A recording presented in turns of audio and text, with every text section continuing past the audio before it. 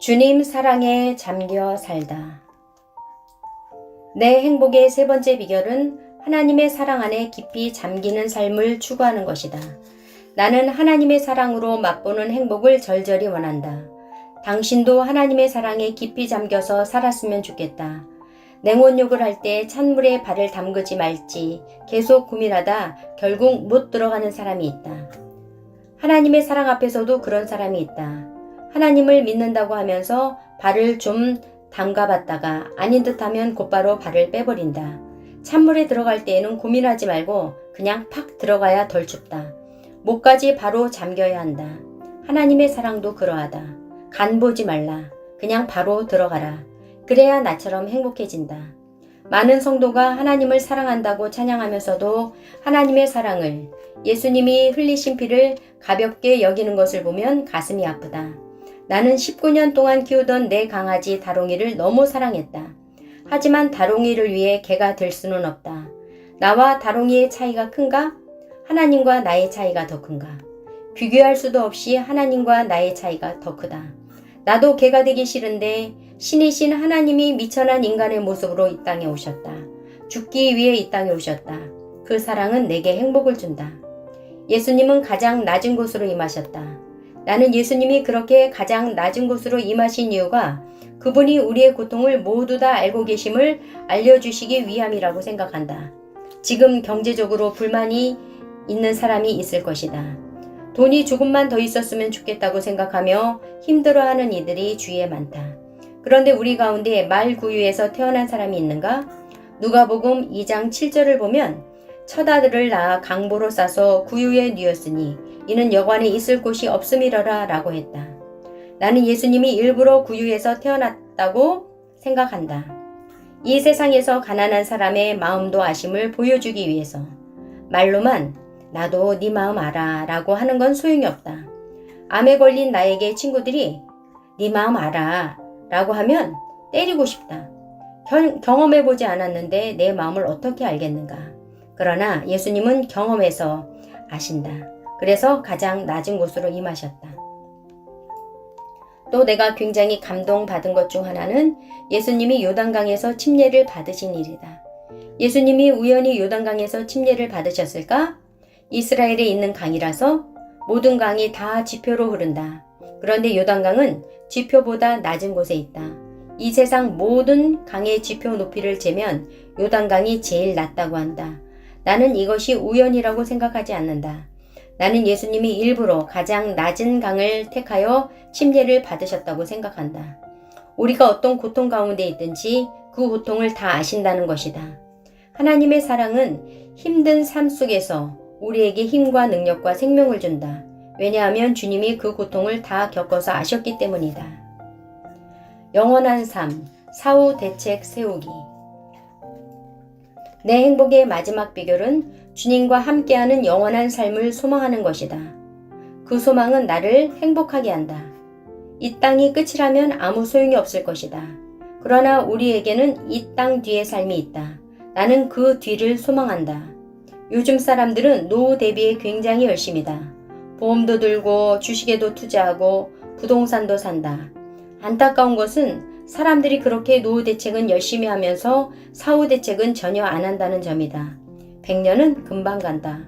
노후 대책만 잘 세웠다고 자신만만해서는 안 된다. 사후 대책까지 세워야 진정 지혜로운 사람이다.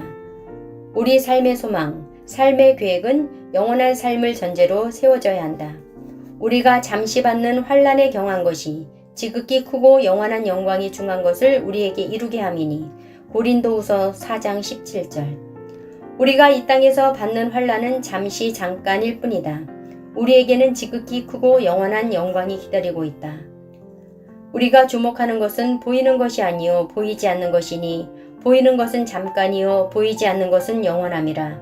고린도후서 4장 18절. 보이는 것에 집착한다면 나는 웃으면서 살 수 없을 것이다. 매일 피가 나고 내 살이 떨어지는 게 보이는데 어떻게 그럴 수 있겠는가. 강의를 들을 때면 항상 나는 소파나 회전 의자에 앉는다. 뱃속에 있는 암덩어리 때문에 일반 의자에 앉아있으면 굉장한 고통이 느껴지기 때문이다. 그나마 제일 푹신한 의자에 앉아 고통을 조금이라도 줄여보려고 노력한다. 그러나 이 고통은 잠깐이다. 영원한 영광이 나를 기다리고 있다. 생각하건대 현재의 고난은 장차 우리에게 나타날 영광과 비교할 수 없도다. 로마서 8장 18절. 당신은 오는 고난을 막을 수 없다. 하지만 그 고난에 어떻게 반응할지는 선택할 수 있다. 많은 사람이 불행을 선택해놓고 하나님을 원망한다. 그러나 우리는 고난 속에서도 행복하기를 선택할 수 있다. 하나님은 우리가 행복하기를 원하신다.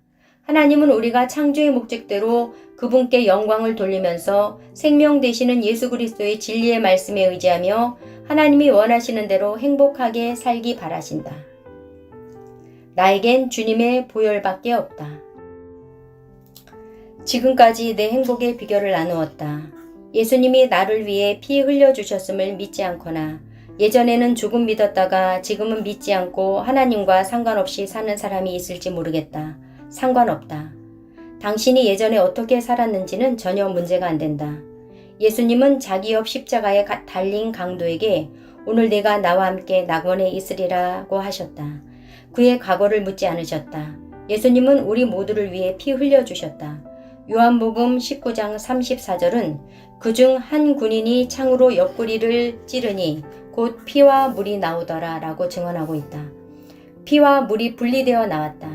독일 의학자들이 이걸 연구해보니 온몸의 피가 거의 다 쏟아졌을 때 마지막으로 피와 물이 나온다고 한다.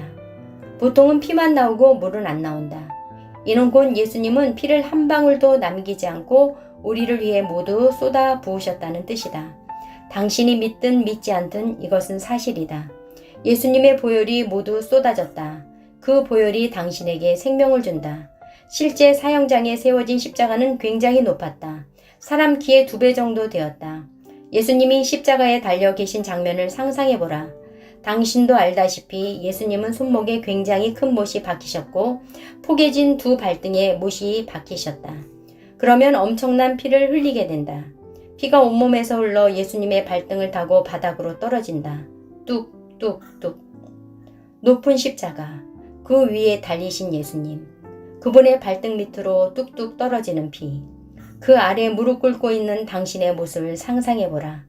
그분의 피가 뚝뚝 떨어져서 당신의 정수리에 닿는다. 계속 떨어져서 당신의 머리를 덮고 결국 목을 타고 내려가 어깨를 덮고 허리를 지나 무릎을 덮는다. 그리하여 결국 당신의 온몸을 빨간 보혈이 덮는 장면을 상상해보라. 그 보혈이 얼마나 능력이 있는지 당신의 죄가 모두 사함받았다. 당신이 지금까지 어떻게 살았고 어떤 죄를 지었는지 상관없이 그 피가 당신의 모든 죄를 다 녹여버린다. 만일 당신이 하나님을 믿지 않는다면 하나님께 이렇게 얘기해보라. 저 예수님 몰라요. 예수님이 저를 위해 피 흘려주셨다는데 저는 느끼지 못해요. 예수님, 살아계시다면 저를 만나주세요. 예수님을 이미 영접한 사람이라면 기도하며 당신의 죄를 회개하라. 그러면 지금 당신을 덮고 있는 그 피가 당신을 깨끗게 할 것이다. 암에 걸린 뒤 내게 큰 은혜가 된 찬양이 2곡 있다. 한 곡은 벼랑 끝에서 일어서리라인데 제목을 듣자마자 그냥 눈물이 왈칵 쏟아졌다. 벼랑 끝에 서보지 않은 사람은 이 찬양이 와닿지 않을 수 있다. 그러나 내게는 이 찬양이 굉장히 많은 힘이 됐다. 곡을 만든 사람도 큰 병을 앓은 건 아닌가 싶을 정도였다. 내 삶의 벼랑 끝에서 내가 할 수 있는 것이 없을 때, 눈물과 두려움에 떨고 있을 때 주님 나를 찾아오시네. 주 앞에 나아가리라. 내 영혼 주의 얼굴 구하리. 주 없이 나는 아무것도 아니요 오직 주님만 의지하리라. 벼랑 끝에서 일어서리라. 약한 나를 강하게 하시는 주의 은혜로 주님 크신 손으로 나를 붙들어 주시고 마침내 승리하게 하시리. 인간은 누구나 잘 지낸다고 생각하다가도 어느 순간 자신이 벼랑 끝에 서 있는 것 같다고 느낄 때가 있다. 그때 이 찬양을 기억했으면 좋겠다. 약한 나를 강하게 하시는 주의 은혜로 당신이 마침내 승리하게 될 것을 믿는다. 내게 큰 은혜가 된 또 다른 찬양은 주의 손에 나의 손을 포개고이다. 처음에 이 찬양을 듣고 많이 울었다. 왜냐하면 그 가사의 후렴구 때문이다.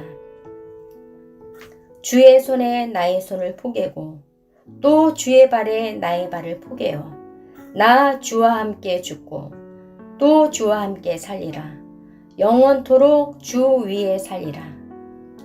이렇게 살고 싶었지만 사실 나는 전혀 이렇게 살지 못했다. 이 찬양을 듣고 참 많이 울었다. 그런데도 내가 이 찬양을 또 부르고 싶은 것은 정말 이 찬양의 가사가 나의 고백이 되었으면 하기 때문이다. 이 가사의 시작은 이렇다. 주 보혈 날 정결케 하고 주 보혈 날 자유케 하니 주 앞에 나 예배하는 이 시간 나의 모든 것을 주께 드리네. 정말 우리를 정결케 하는 것은 주님의 보혈뿐이다. 우리를 자유케 하는 것도 주님의 보혈뿐이다. 평생 주의 보혈이 나와 당신을 정결케 하고 자유롭게 하길 소망한다. 아멘.